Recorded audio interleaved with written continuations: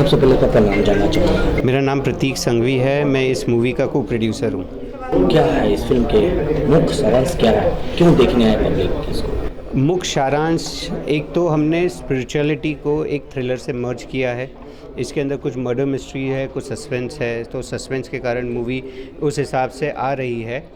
Secondly, क्योंकि ये एक इंटरनल जर्नी के बारे में भी है जो आपके अंदर चलती है, हर इंसान के अंदर की जो जर्नी है, जो उसको मोक्ष की तरफ ले जाती है या इटर्नल पीस की तरफ ले जाती है, उसके बारे में भी है, जो बुद्धिज़्म और अघोरी को हमने मर्ज करके उसको एक रूप दिया है और उसको अपनी बाहरी ज़िंदगी जिसके अंदर आप आपका काम कर रहे हैं उसके साथ उसको वीव करने की कोशिश करी है। फिल्म देखने के लिए दर्शकों को मजबूर कर रहे हैं, ऐसी कोई सीन है अट्रैक्ट करने वाले सीन, मतलब आपकी रेगुलर लाइफस्टाइल को आप एक तरीके से देखकर दूसरे को आप उसके अंदर डालो, मतलब आपकी लाइफ के इंटरनल को, कि आप इतना काम कर रहे हो उसके बाद भी आप अपने लिए कैसे टाइम निकाल सकते हो, वो इसके अंदर दर्शाया है।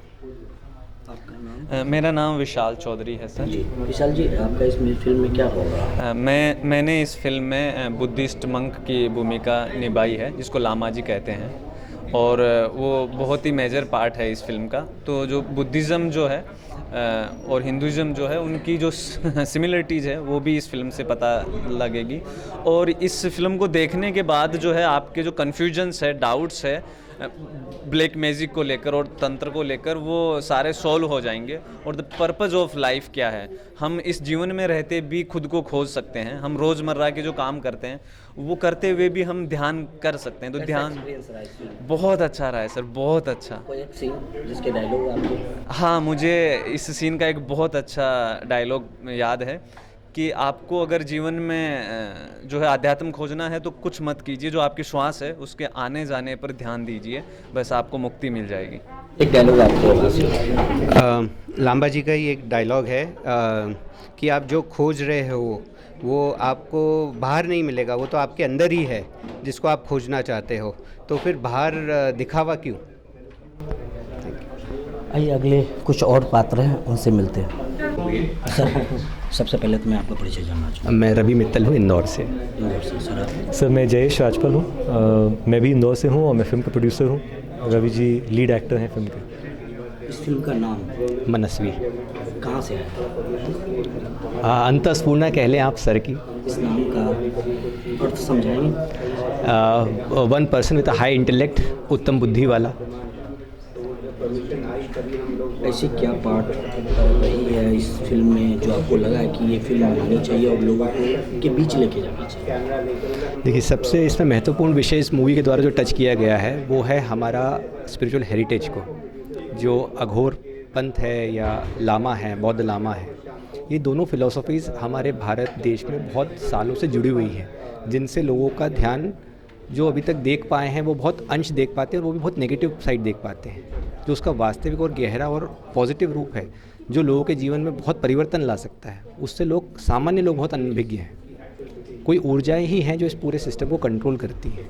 तो वो ऊर्जाएं कैसे इकट्ठी होती हैं वो कहीं ना कहीं इस मूवी से देखने को मिलेगा। कई फिल्में रही है, लेकिन आपने ऐसा क्या कंटेंट डाला है इसमें जो लोग इसको देखेंगे और याद करेंगे? देखिए, इसमें हमने एक तो स्पिरिचुअल थ्रिलर है, तो एक मर्डर मिस्ट्री भी वीव किया हुआ है ताकि लोगों को पूरे समय तक बांधे रखे। और साथ ही जो संदेश हम देना चाहते हैं वो हमने प्रैक्टिकल वे में एक्सपेरिमेंट फॉर्म में दिए हैं। उपदेशात्मक के साथ साथ हमने ये बताया कि ये ऐसा और ऐसा एग्जाम्पल के तौर पे दिया है। जैसे मैंने बताया था कि भैया चाय डाल रहे हैं तो भैया इसको खाली करोगे ग्लास को तो ही कुछ भरा जा सकता है, भरे हुए को और कितना भरोगे, तो मेंटल कुछ तो खाली हो तभी कोई नई चीज़ उतर पाएगी। इस पूरी फिल्म के कोई ऐसा डायलॉग जो आपको लगता है कि दर्शकों के दिमाग में असर करेगा? मूवी का डायलॉग आप कहें तो एक तो अघोरी बाबा का है जो मैं कह सकता हूँ सबसे मुख्य, जो है कि जाग सत्यकाम जाग। सर, आपका रोल क्या है इस फिल्म में? सर, मैं फिल्म का प्रोड्यूसर हूँ, वही मेरा रोल है प्रोडक्शन क्या फिल्म लग के। रहा है ये इन्वेस्टमेंट, टाइमिंग और रिटर्न? तो सर थोड़ा सा डिफ़िकल्ट है, अग्री करता हूँ पर हमने जब ये यात्रा शुरुआत की, और मैं इसे यात्रा ही कहूँगा, तो उद्देश्य ये था कि इस तरह की चीज़ों को दुनिया के सामने ले जाना है। वो संकल्प बहुत दृढ़ था। तो फिल्म कंप्लीट करने के बाद जब बिज़नेस एनवायरनमेंट लॉकडाउन सब के चलते डिफ़िकल्ट लगा, तो हमें 1 मिनट के लिए भी ये नहीं था दिमाग में कि रिलीज़ को डिले करें या आगे ले जाएं, क्योंकि उद्देश्य बहुत साफ था कि हमने इस कहानी को फिल्म के रूप में लिया है और हम इसे सिनेमाघरों में ले जाएंगे। ये संकल्प बहुत दृढ़ था। किस किस प्लेटफॉर्म पर लेके आ रहे हैं सर, हम अक्टूबर 8 को देश भर में सिनेमाज में अवेलेबल होंगे और कुछ ही समय में OTT प्लेटफॉर्म्स पे भी जल्दी अवेलेबल हो जाएंगे। तो आपको बहुत ज़्यादा मेहनत नहीं करनी पड़ती क्योंकि सिनर्जी काम करती है। तो और इस कार्य को मैं ये ज़रूर कहना चाहूँगा कि इस कार्य में हम सभी का एक एक्सपीरियंस था कि कोई एक एनर्जी हम उसे शिव कृपा कहते हैं, कोई उसे किसी और नाम से पुकारता है, पर हमारे साथ एक साथ चल रही थी। जो कई ऐसे इवेंट्स हुए जहाँ पे असंभव थी चीज़ें होना, तो लास्ट मिनट पे हमारे फेवर में हुई, हम कर पाए। जो नदी का इंसिडेंट कह रहे थे, वहाँ हम एक सीन शूट करने गए थे जहाँ पे रिवर क्रॉस करके उस ओर जाना था। हमने वहाँ जब हम गए तो मौसम एकदम साफ था, पानी बह रहा था, पाँव पे पानी था, इजीली क्रॉस कर गए। With in a matter of 30-40 minutes heavy rainfall, वो बारिश का नदी का पानी जो है यहाँ तक आ चुका गया था। हम कैसे वहाँ से बाहर निकले हैं, बिकॉज आज मैं बोल रहा हूँ तो बड़ी आसानी से बोल रहा हूँ, बट उस समय वहाँ पे खड़े होके वो इतना बड़ा था और मतलब एक्चुअली लाइफ थ्रेटनिंग इवेंट था। वहाँ पे उतनी क्रू के साथ सेफली बाहर निकलना बहुत एक छोटा सा इंसिडेंट है। ऐसे कई और इवेंट्स हुए, हमें लगा कि शायद कोई एक एनर्जी है साथ में जो चाहती है कि आप ये कार्य अच्छे रूप में पूर्ण हो। सर, तो मूवी के बारे में आप ब्रीफ डिटेल। तो मूवी एक स्पिरिचुअल थ्रिलर है। इसमें हमारे 2 ऑब्जेक्टिव्स थे। एक कि दर्शक जो इसे देखने के लिए आए वो एंटरटेन हो, तो एक थ्रिलर प्लॉट है। एक चाइल्ड सीरियल किलिंग्स पे का प्लॉट है, जिसे जो फिल्म के हीरो हैं, प्रोटैगनिस्ट हैं, सत्यकाम जिस पे काम कर रहे हैं, उनकी बाहर यात्रा है, बाहर की यात्रा है, और उन्हीं की एक अंतर यात्रा है जहाँ वो सत्य की खोज में है, खुद की तलाश में है, जीवन के अंत को लेके उनके सवाल हैं।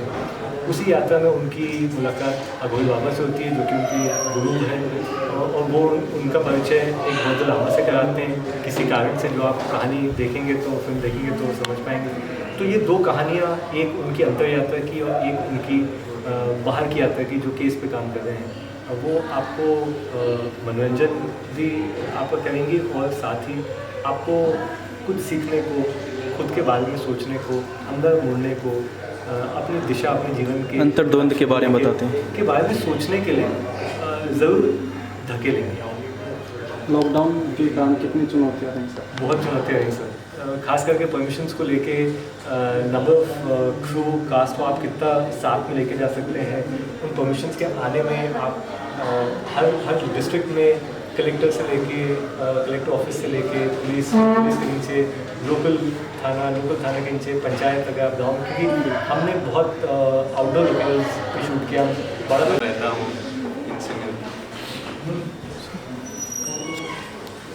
सर, आप अपने कैरेक्टर के बारे में बताएं कुछ। मैं सत्यकाम का CBI ऑफिसर का कैरेक्टर प्ले कर रहा हूँ मूवी में, अच्छा। जो मर्डर मिस्ट्री के लिए केस सॉल्व कर रहा है, बच्चों की किलिंग है, पर साथ में वो सेल्फ के ट्रुथ की तलाश में भी है। उस ट्रुथ की तलाश में उसे अघोरी महात्मा और बौद्ध लामा मिलते हैं, जो केस को सॉल्व करने के साथ साथ सेल्फ की ओर बढ़ता है। सर, तो आपको इस मूवी में करते हुए क्या प्रॉब्लम आई? क्योंकि हर इंसान का अपना अलग एक्सपीरियंस होता है मूवी में करने का।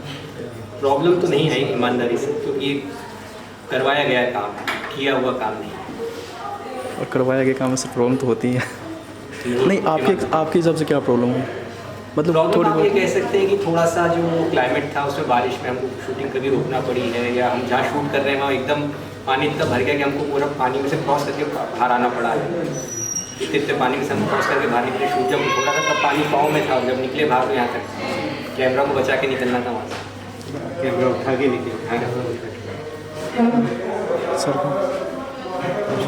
सर, आपको ये मूवी बनाने में एक अपना एक्सपीरियंस है कि अपना एक्सपीरियंस है? तो एक्सपीरियंस तो बहुत आनंददायक है और कई एक्सपीरियंस हैं। ये फिल्म कोविड के लॉकडाउन के पहले कोविड लॉकडाउन के दौरान शूट हुई। तो जो परमिशंस लाने में समय लगा, जो मेहनत हुई, लॉजिस्टिकली प्रोडक्शन के पॉइंट ऑफ व्यू से कई चैलेंजेस थे करने के लिए। और चूँकि हम सभी एक साथ हैं, हम एक दूसरे को पूरी टीम 10 सालों से कुछ के साथ 15 सालों का अनुभव है, तो ये एक परिवार की तरह थे। और जब आप दोस्तों के साथ, परिवार के साथ में साथ आके एक संकल्प, एक ऑब्जेक्टिव के साथ में काम करते हैं, तो आपको बहुत ज़्यादा मेहनत नहीं करनी पड़ती, क्योंकि सिनर्जी काम करती है। तो और इस कार्य को मैं ये ज़रूर कहना चाहता हूँ कि इस कार्य में हम सभी का एक एक्सपीरियंस था कि कोई एक एनर्जी, आप उसे, हम उसे शिव कृपा कहते हैं, कोई इसे किसी और नाम से पुकारता है, पर हमारे साथ एक साथ चल रही थी। जो कई ऐसे इवेंट्स हुए जहाँ पे असंभव थी चीज़ें होना, तो लास्ट मिनट पे हमारे फेवर में हुई, हम कर पाए।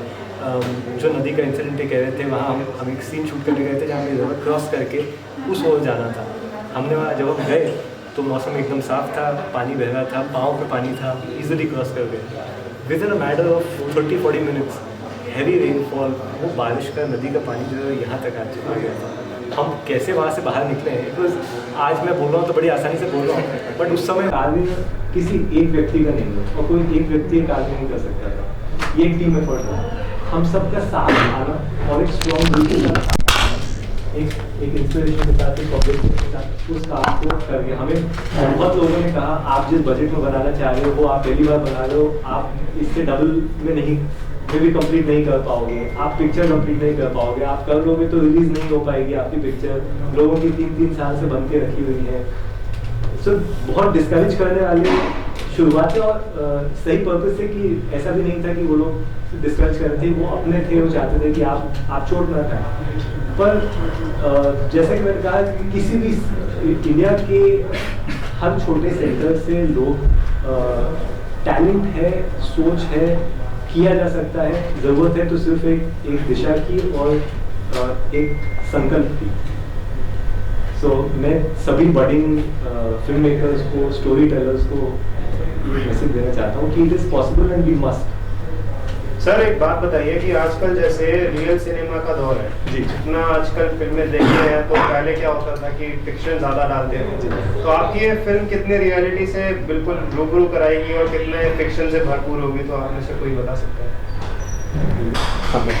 इसमें जो मर्डर मिस्ट्री वाला पार्ट है वो तो फिक्शन ही है, पर जो अघोर और बौद्ध फिलॉसफी बताई गई है वो एक्चुअल है, मतलब वो लाइफ में इम्प्लीमेंट की जा सकती है नॉर्मल पर्सन द्वारा। एग्जाम्पल के लिए मैं आपको एक सिर्फ एग्जाम्पल से शायद आप समझ पाएंगे। एक सीन में अघोरी बाबा कैरेक्टर को बोल रहे हैं, सत्यकाम जो मैं प्ले कर रहा हूँ, कि वो सामने बैठा और चाय का ग्लास भर रहे हैं। वो चाय का ग्लास भरते जा रहे हैं और वो पूरा भरने में गिरता जा रहा है बाहर चाय। तो वो बोलता है कि आप ग्लास तो भर के आप चाय और क्यों डाल रहे हैं? तो वो ये बोलते हैं कि भाई तुम्हारा दिमाग भी तो इतने सालों से भरा हुआ है सारा पुराने और बासी ज्ञान से, तो नई चीज़ कैसे लोगे? तो पहले उसको खाली तो करो, उसको जगह तो दो आने की। तो इस तरह से स्मॉल इंस्टेंसेस से हमने उस चीज़ को कन्वे करने की कोशिश की है कि जो आदमी को हेल्प करे ग्रूम करने में। That we need to look everything through a new eye. हमारा जो हम कलेक्टिव नॉलेज हमारे जीवन में गेन करते हैं, हम किसी भी इंसिडेंट को, अपनी लाइफ में इवेंट को उसी नॉलेज के चश्मे से देखते हैं। जो हमारा उम्र के हिसाब से 10, 20, 25, 50 साल के जो हमारे एक्सपीरियंसेस हैं, हम उस लिमिटेड एक्सपीरियंस के बेस पे हमारी लाइफ को देखते हैं, जज करते हैं। तो वो एक गहरा मैसेज है जो एक सिंपल छोटे से इवेंट के थ्रू है कि आपको अपने कलेक्टिव नॉलेज को साइड छोड़कर हर मोमेंट को उस मोमेंट में रहकर नई दृष्टि से देखने की ज़रूरत है, अगर हम हमारे जीवन में वाकई बदलाव चाहते हैं। तो इस तरह के, और खास करके बुद्धिस्ट उसमें भी इस तरह के सिंपल और इवेंट्स हैं। तो इसमें स्पिरिचुअलिज्म के साथ साइंटिफिक भी combination. We tried to include that in the sense कि जैसे मैंने आपसे कहा कि यंत्र तंत्र मंत्र का मैंने आपको एक एग्जांपल दिया कि ये सब एक अंडरस्टैंडिंग के थ्रू है, ये वेद नहीं है। उनके कुछ मीनिंग्स हमने लॉजिकली सामने रखने की कोशिश की है। दूरदर्शन से जी सर।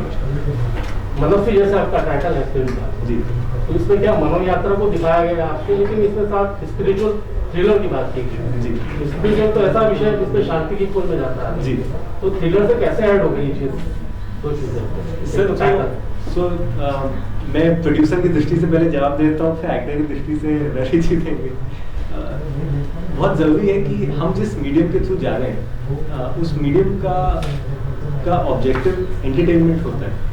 अक्सर मनोरंजन एक इम्पॉर्टेंट, ये एंटरटेनमेंट इंडस्ट्री है, सो मनोरंजन एक इम्पॉर्टेंट उसका पार्ट है, पर ये मीडियम इतना इन्फ्लुएंशियल है कि उस मीडियम के थ्रू हम सोसाइटी को एक मैसेज भी दे सकते हैं और बहुत इम्पैक्टफुल मैसेज दिया जा सकता है।